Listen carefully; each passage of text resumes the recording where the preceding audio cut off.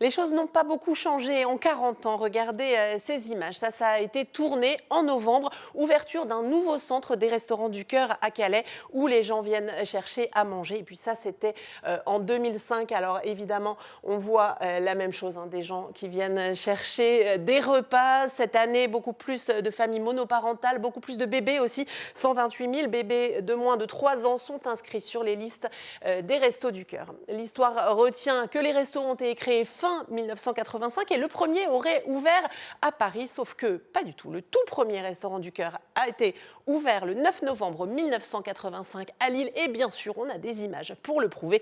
Vous voyez ce reportage en présence de Coluche.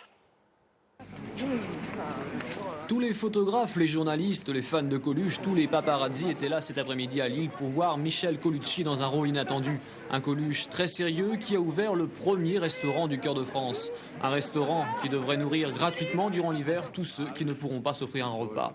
C'est ce que Coluche a expliqué dans une interview presque exclusive accordée à Pierre Mauroy qu'il a reçu dans sa mairie de Lille. Alors concrètement, comment ça se passe? On a besoin concrètement de services municipaux dans le genre locaux. Pour conserver. Mais vous voulez créer un restaurant Non, c'est plutôt un endroit, un comptoir de passage.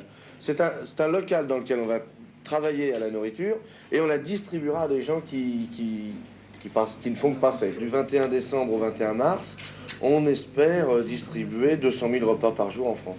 Toujours dans la cohue générale et avec le même sérieux, Coluche a ensuite inauguré le Restaurant du Cœur avec le président du conseil régional. Un restaurant animé bénévolement par les étudiants de l'école de commerce, l'EDEC, avec l'aide du gouvernement et des collectivités locales. Son initiative ne peut pas nous laisser indifférents. Nous n'avons pas le droit pendant tous ces mois d'hiver et ce que nous faisons déjà dans nos communes, il faut que nous le fassions à un niveau très élevé. Bon, on s'est dit que c'était pas normal que dans un pays de bouffe comme la France, des gens manquent de nourriture, quoi. Cette année-là, 8 500 000 repas ont été distribués par 5 000 bénévoles et ça n'a fait qu'augmenter 163 millions de repas. L'an dernier, à noter que la campagne hivernale 2024-2025 se poursuivra jusqu'au 9 mars.